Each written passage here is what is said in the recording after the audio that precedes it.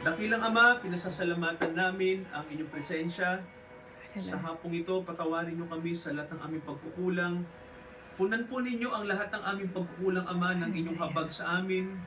At patuloy niyo kaming lingapin. At kahit po maulan at may bagyo sa iba't ibang lugar ng aming bansa, Ama, ang mga anak po ninyo, ingatan nyo. At nawa po ay bigyan nyo kami ng proteksyon laban po sa mga dumaraang mga kalamidad sa aming bansa. Yes, Jesus. Salamat po sa biyaya nyo sa amin. Sa hapong ito, samahan nyo kami. At salamat po, muli po ang tahanang ito ay naging bahay dalanginan Hallelujah. upang ang inyo pong biyaya ay pumarito sa aming mga kapatid. Yes, At Jesus. hindi kami lalabas ng tahanang ito na hindi nyo kami pinagpapala at sinasamahan at binibigyan ng kapahayagan. Ito ang aming panalangin sa pangalan ni Jesus. Lahat po tayo magsabi ng Amen. Amen. Amen. Makakaupo na po tayo, mga kapatid.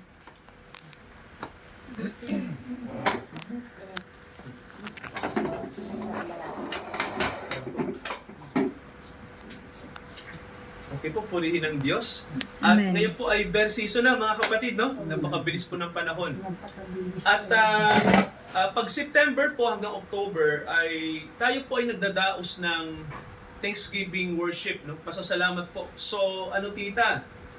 Baka idaos natin yung ating Thanksgiving, yung ating pasasalamat, no? Yung kung paano po na-establish ang household of God. So, maaring ano po, katapusan ng September or First week ng October. unang Sunday ng October.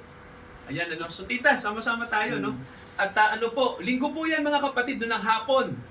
So ang ating pong location, mga kapatid, kalooban ng Diyos, ay doon po sa bahay ng Tita Virgie, doon po sa bagong tayo na ipinatayo ng Tita Luz.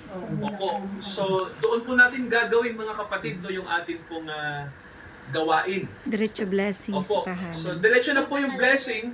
Pastor, Maaari October pong, na lang. ano po? October na lang. Opo, maaari pong October 6. Yan po, opo. Unang Sunday, no, mahal? Opo, yan. So, ganun po. Baka po, opo. Possible po October 6, mga kapatid. No choice, tita. 2 o'clock po yung alas 2 naman yung tita, hapon naman po yun. Mga ano, tita, simula naman yan. 2. Alas 2 o alas 3. Ganun. Ganun po. Maghapon kasi kayo, no? Okay lang po. Okay lang po. Yan po kasi ang karaniwan, opo. Pwede rin po, baka katapusan. Depende, no? 29, hindi 20, 25. Hindi na ako pwede. Ay, hindi. Ano pala? Ano ba yan? 29 pala yan. Oo, yung katapusan. So, either lang po yan. 29 or... Okay lang, 6. tita po. 29 or October 6. Yan po. So, yon. So, mga kapatid. October 6, tita. Okay sa inyo? Oo, anytime naman Opo, ako. October 6. Ayan. So, ano po?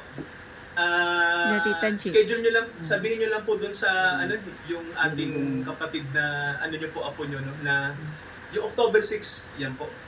So, may gawain po sa Bulacan po, no? Ayan po, doon tayo. Tita. Pero tita, nakarating na kayo ron sa bahay, oh. Kasama namin. Maluwang naman, tita, no? Maluwang. Oh, maluwang, yan. Maluwang inlagay. So, apo, doon tayo. Lagay pa nga daw ng extension. Yan, tita. So, doon po natin gagawin, mga kapatid. Kaya 100 ka tao? Kaya siguro, kaya 50. Kaya. Oo, mga 50 pwede. Pwede. So, salamat sa Diyos, mga kapatid. So, doon tayo magdadaos. So, sama-sama tayo roon. Tita, hapon na lang kayo. Kung sa depende kasi, no? Kasi kung yung oras nyo hanggang alas 5, depende, hanggang gabi naman po Hindi yun. ba pwedeng hindi linggo? Kailangan talaga linggo. Linggo Basically, talaga, tita, tita. opo. Linggo ng hapon. No, ganun, tita. Pwedeng pagmitingan siguro, no? Kung tingnan natin. Sabado. Kung Sabado, pwede. Pwede, Sabado. Titingnan natin. Oo, baka pwedeng Sabado. Opo. Kung papayag po yung karaniwan, tita. Kasi inaano naman natin eh. Kung okay sa kanila. Okay Opo. sa kanila. Ngayon, kung ano yung majority, tita. Ako naman, hindi tayo. Hindi naman, hindi sumama doon pag linggo. Opo. Sabihin kung may okasyon. May okasyon. Opo, tama, tita. Yung depende, tita, pag yung majority nagsabi na, Oo. basta gawin natin Sabado, mas marami kami. Walang problema. Yun, Opo. okay lang. Pag sinabi naman nila, Linggo marami, okay. Ay, Mag Yung ibang kapatid na lang yung mag-a-adjust. Ganun na lang. Sige mga kapatid, tayo po ay dumako po sa pagbasa ng salita ng Diyos. Tayo po ay tumayo po. At basahin ko po sa inyo yung nakasulat sa Roma chapter 12. Ang nakalagay po sa verse 1 at hanggang verse 2. So ang sabi po rito, kaya nga mga kapatid, pinamamanhi ko sa inyo, alang-alang sa mga kahabagan ng Diyos, na inyong iharap ang inyong mga sarili na isang handog na buhay, banal, na kaaya-aya sa Diyos, na siya ninyong katampatang pagsamba. At huwag kayong umayon sa sanglibutang ito, kundi mag-iba kayo sa pamamagitan ng pagbabago ng inyong pag-iisip, upang mapatunayan ninyo kung alin ang mabuti at kaaya-aya at lubos na kalooban ng Diyos. Purihin po ang salita ng Diyos sa hapong ito. Makakaupo na po tayo, mga kapatid. No? So, mga kapatid, nandito tayo ngayon sa chapter 12 ng Roma. No? Isa po ito sa napakahalagang kabanata sa Biblia. Kung babasahin po natin yung buong kabanata ng 12 ng Roma. Kasi po, nakalagay po dito no, yung paano ba yung paglilingkod na nakalulugod sa Diyos. Imin ba mga kapatid? No? So mahalaga po na malaman natin ano ba yung paglilingkod sa Diyos na nakakalugod sa Kanya. Kasi po, di ba sa panahon natin, maraming paglilingkod na ginagawa ang tao sa Diyos. Pero hindi natin alam kung nalulugod ba ang Diyos, di ba?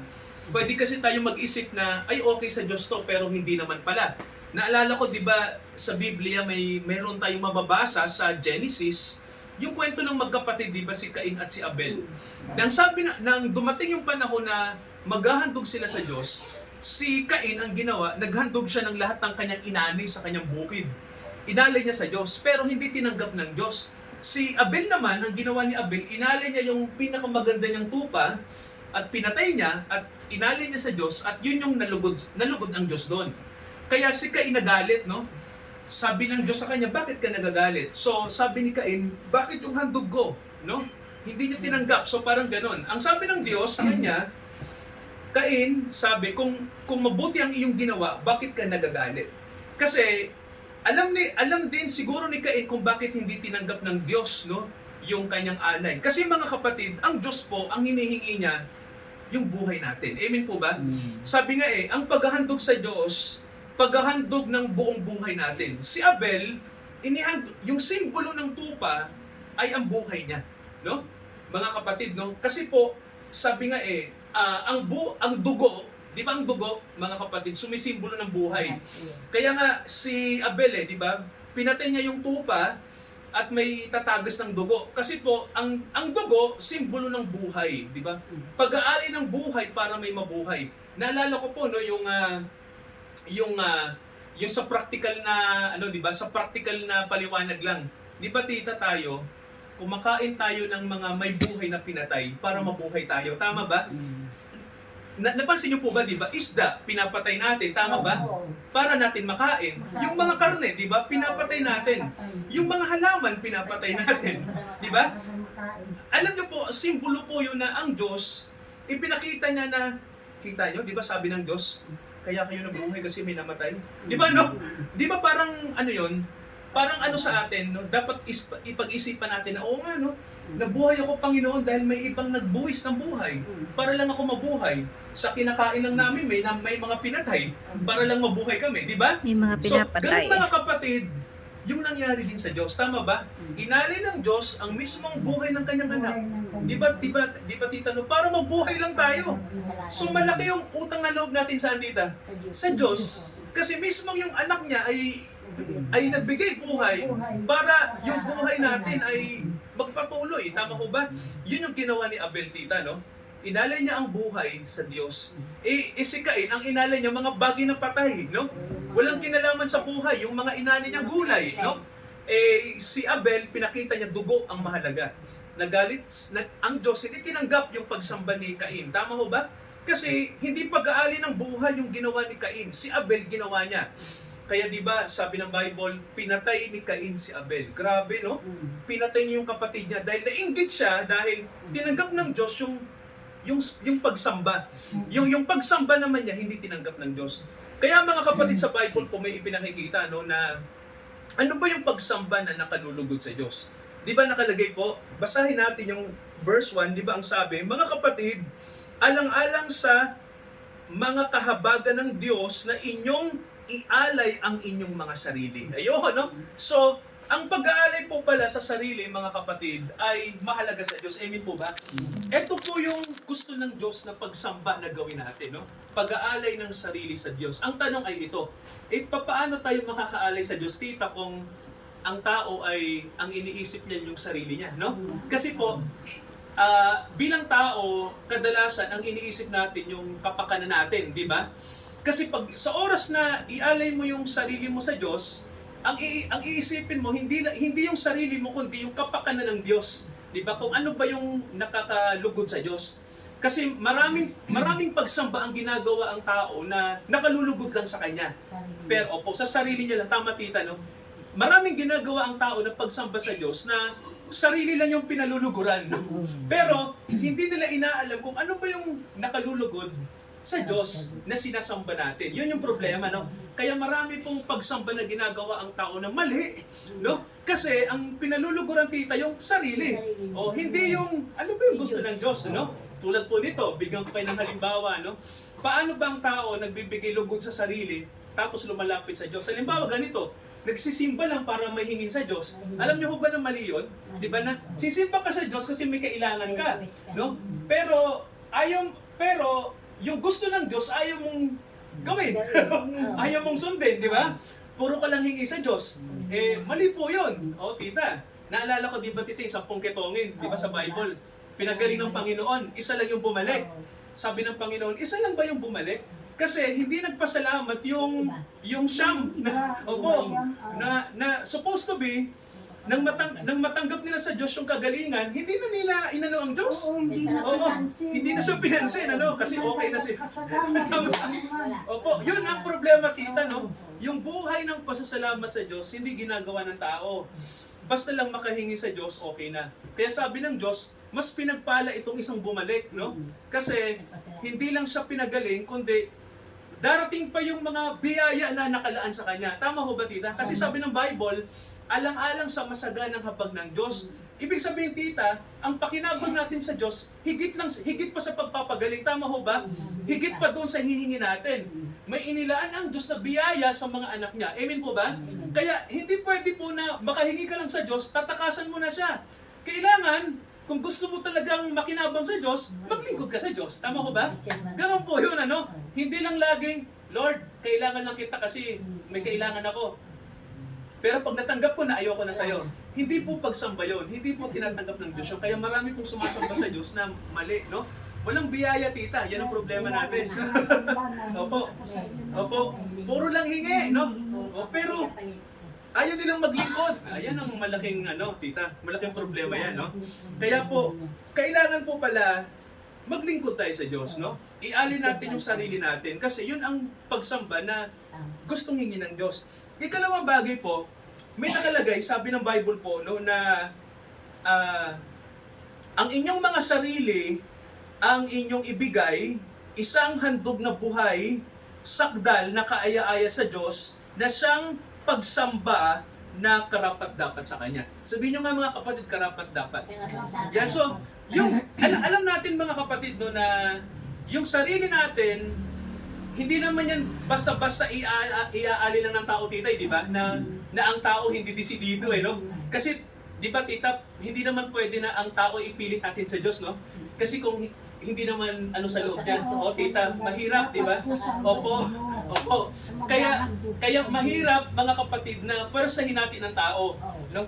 Kaya ang nakalagay sa Bible, may nakalagay po, no, na ang sarili natin kailangan ay bago, no? Para makapag-ano tayo sa Diyos. Makapaglingkod tayo. Hindi natin pwedeng ipaglingkod yung luma, no? Kasi yung luma, tita, umaano sa Diyos lumalaban, di ba?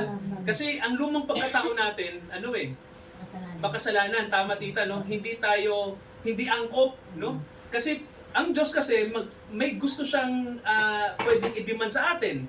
Mayroon siyang gustong ipagawa sa atin na kung saan laban sa gusto natin. Magkakaroon tita ng ano? Banggaan ng interes. O, di ba? Kasi pwedeng ano tita eh. Susunod lang ako sa Diyos kasi kung ano Lord, kung ito yung aking terms, gusto ko ito mangyari. Hindi ganoon eh. O, ang pagsunod sa Diyos, buong suko, tita. O, hindi pwedeng diktahan mo ang Diyos. Tama. Ikaw ang masunod. Tama, opo. Kailangan ang Diyos ang masunod. Tama, full surrender. Hindi tayo. Ang problema, sabi ng Bible sa atin, hindi ito yung ginagawa ng mga tao. No? Kaya may nakalagay po na ang inyong pagsamba sa Diyos, ihandog nyo ang inyong sarili na isang hain na buhay. Ibig sabihin po ng buhay, tita, bago na. No? Kasi di ba, tita, sabi ng Bible, ang tao patay eh. No? Kasi pag ang tao namumuhay sa sarili niya, patay yun. So kapag binago ka ng Diyos, na born again ka, buhay ka na, tita. Kaya ang sabi, ihandog yung sarili nyo na buhay. Mahirap pala, tita, na dalhin ang tao sa tunay na pagsamba kung mga patay yung espiritual. Opo, kung patay yung iyong pananampalataya, tita, di ba? Mahirap ang tao ipakilala eh, na, oy, nandiyan si Lord, di ba? Ang iniisip kasi ng tao, ano bang pakinabang ng aking laman? Ano ba yung pakinabang ko sa sarili ko? Parang ganun. Ang iniisip lang kasi lagi natin, kung ano ba yung pakinabang na pang sarili, no? Hindi natin iniisip na yung buhay na walang hanggan, wala pa tayo. Yun ano, sabi nga eh, makakamtan mo ang mga bagay ng mundo. Pero kung hindi pa tayo pinanganganak, kapag wala si Jesus sa atin, hindi pa tayo binabago ng Panginoon, delikado, tita. Walang silbi yung relihiyon natin. Tama mo ba, tita? Walang silbi ang relihiyon kung ang puso, kung ang ating kalooban ay hindi pa nababago. Kaya, tita, nakalagay sa Bible, ihandog nyo ang sarili nyo na isang haing buhay. Ibig sabihin, tita, pag tayo ay binaborn again na, at namatay na tayo sa dating pagkatao, ano yung ipapalit, tita? Bagong buhay, tama, no? At doon, tita, makakapag-alay ka na sa Diyos. Kasi ano eh, kumbaga po, konektado ka na eh. Opo. Kumbaga po, ano na kayo, tita, angkop na, no? Hindi ka nalalaban sa Diyos. Bagkos, susunod ka na sa Diyos. At kapag sumunod ka na sa Diyos, ang nakalagay dito ay, ang sabi, magiging ka ng banal. Tama, di ba, tita? So may mga nagtatanong kasi, tita, paano ba pasun maging banal? Hindi ba makasalanan tayo? Tama ka, no? Hindi tayo magiging banal sa sarili natin. Maliban na lang kung ibigay ng Diyos yun sa atin. Amen po ba? So ang kabanalan, pwede bang ibigay ng Diyos sa atin? Natural. No? Kasi ang sabi ng Bible, may nakalagay, tita, magiging banal tayo kung isusuko natin yung buhay natin sa Panginoon. Tama, no? Hindi naman tayo perfect talaga agad, di ba, tita? Wala namang Kristiyano na naging banal agad nang tumanggap, no? Dadaan pa tayo sa proseso eh. Pero ang maganda dito, marunong ka ng ano, tita? Sumunod. Opo, marunong ka ng sumunod. Hanggang sa ikaw ay maging banal na banal na. Nakalagay din po sa Bible, ang nakalagay po, ang sabi, pag ikaw ay binuhay na at banal na, sabi dito ng Bible, ito yung pagsamba na gusto ng Diyos, no? Ito yung tinatanggap niya. Kaya mahalaga po yung yung tinatawag na matanggap natin yung pagiging born again, tita, no? Mahalaga. Ito po yung pangatlong bagay. So, ang sabi ng Bible sa atin, nakalagay po, ialay natin yung sarili natin. Ikalawang bagay, sarili na bago, no? At yung pangatlo po ang nakalagay, huwag kayong magsiayon sa sanglibutan ito. Mag-iba kayo. Ayun, ito yung magandang challenge, no, tita? Sabi sa ating mga Kristiyano, kapag naglilingkod na tayo sa Diyos, hindi na tayo pwedeng maglingkod sa demand ng mundo. Di ba, tita, ang mundo may demand sa atin? Tama ko ba? Alam niyo po ba demand ng mundo kung ano, mga kapatid? Di ba, karaniwan sa mundo ganito, para ka mabuhay, gagawa ka ng masama. Ganun sa mundo, tita eh. Oo, iisipin mo lang yung sarili mo. Iisipin mo lang yung kapakanan mo. Pero pag nasa Diyos ka, ang iisipin mo yung kapakanan ng Diyos, kung ano yung gusto ng Diyos. Kaya nga, tita, di ba, sa Amerika may problema eh, di ba? Kasi ang mga Amerikano, ngayon na, tita, sa panahon natin, di ba mag-e-election? Di ba? So ang gusto ng mga Amerikano, ang maging presidente nila, totoong Kristiyano. Kasi ganun, tita eh. Sa US, lagi may issue ng relihiyon.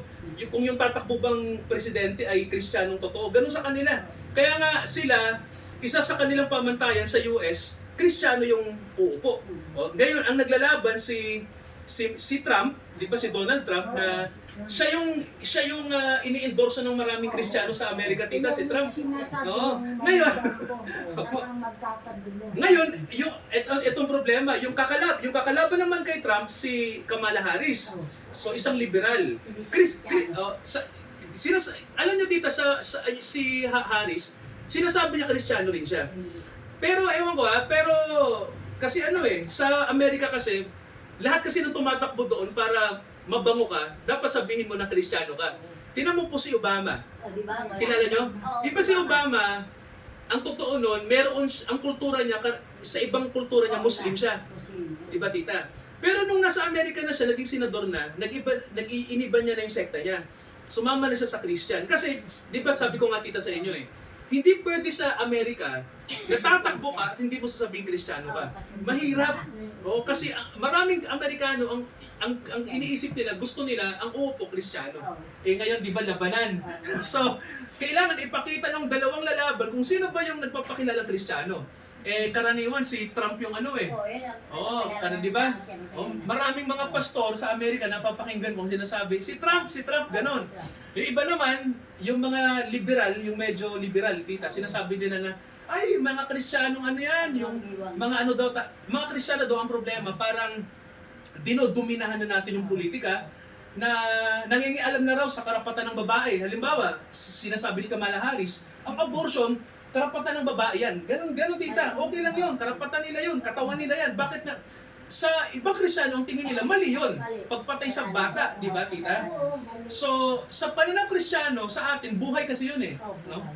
Sa ibang pananaw naman, sinasabi nila na, ay hindi, kailangan karapatan ng babae yun kung gusto niya magpalaglag. Ganon, So, sa Amerika, tita, may dalawang bagay na para iboto ka. Kung totoong Kristiyano ka, mabango ka. O kung ikaw ay kung ikaw naman ay nangangaral ng tinatawag na karapatan ng tao. So, laging banggaan yan, no? Karapatan ng tao at yung pagiging maka-Diyos. Ganun sa Amerika, tita, lagi may banggaan, Yung tumatakbo ba, may takot sa Diyos? O yung tumatakbo ay nagbibigay ng karapatan sa tao? Laging banggaan yan, tita. Dalawang interest, no? Magkaiba, no?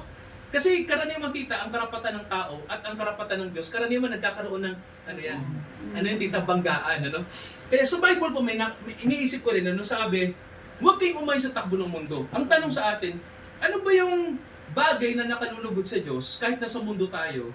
At ano ba yung bagay na kahit nasa mundo tayo, ginagawa natin, pero galit na pala ang Diyos, ayaw niya na pala? O may tanong po ko sa inyo. Sa palagay niyo po ba yung pagpatay sa buhay?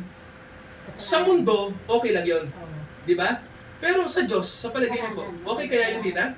Papatay ng no? So sa pamantayang moral, mukhang mali, no? Na papatay ka ng buhay. So, ito lang po yung pamantayan natin, no? Bagamat pinapairan natin yung karapatan, tama ho ba ng isang individual? Tayo mga Kristiyano, mas binibigyan natin ng halaga kung ano yung nakalulugod sa Diyos. Amen ba, tita? Kung ano yung bagay na gusto ng Diyos, yun yung gagawin natin, no? Kaya po sabi ng Bible, huwag kayong umayon sa takbo ng mundo. Kung ang mundo may dinidikta sa inyo na ganito dapat, ano ba yung sinasabi ng salita ng Diyos? So dapat etong salita ng Diyos ang mas bigyan natin ng halaga. Tama, tita, no? Sa panahon natin, parang binibigyan na ng yung tao, tita, no? Masyadong karapatan. Isang example lang po ganito. Nasa atin yun, kung ano bang mas mahalaga. Halimbawa, tita, yung abortion ngayon, di ba? Nasa panahon yung divorce. Di ba, tita, tinutulak na sa Congress na ipasa na yung divorce, na kailangan yung mag-asawa, kung hindi na sila compatible, lagi na lang nag-aaway.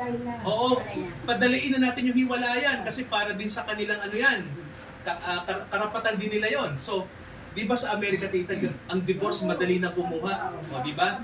Sa Pilipinas, mahirap pa rin, no? Opo. Pero di ba pag Kristiyano tayo, ang tinatanong natin ito, ano bang gusto ng Diyos? No? Ano ba yung nakalulugod sa Diyos?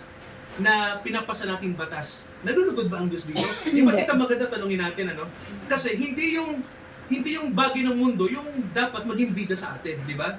Kung ano ba yung itinuturo ng Bible. Isa pa po, di ba, tita, meron ngayon na bill, di ba? Karapatan ng LGBT, di ba?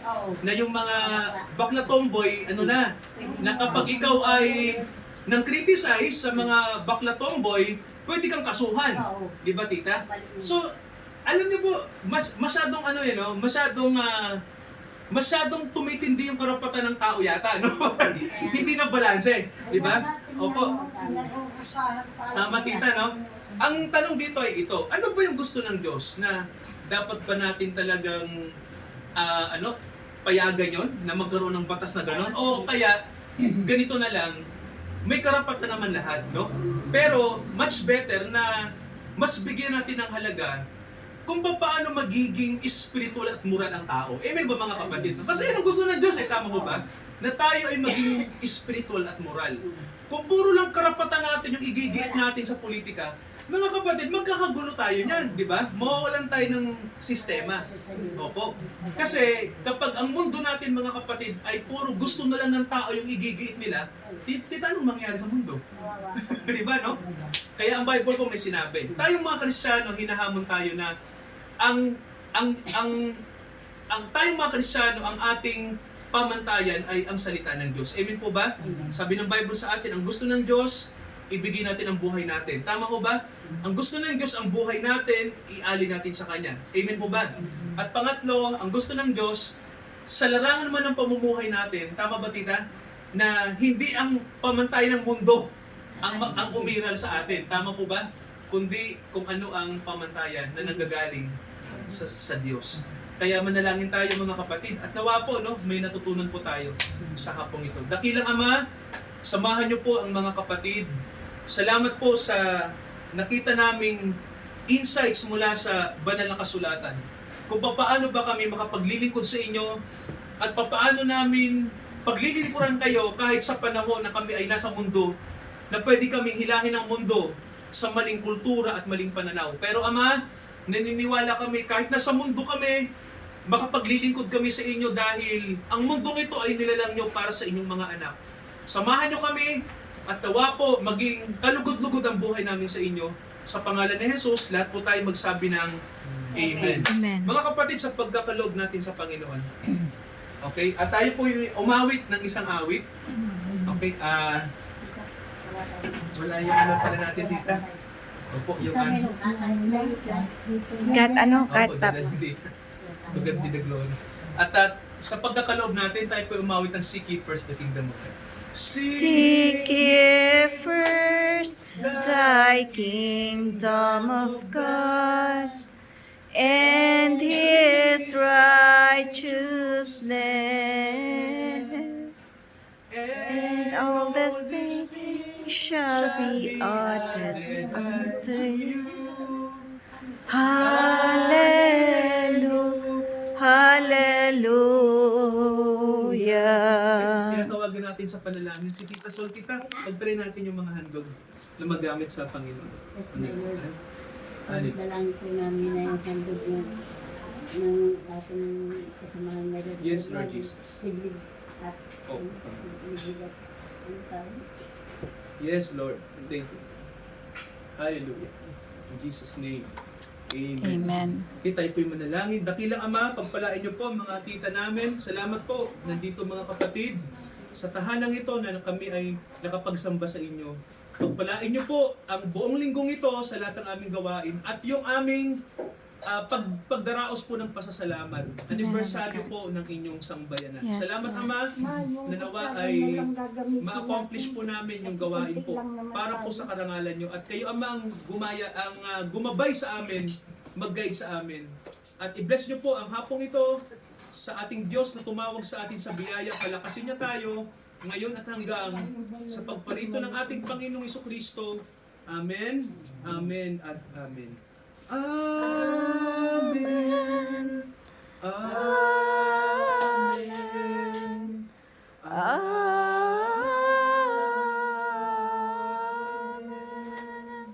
Magandang hapon po, Tita. God bless po. Okay po. God bless, Tita.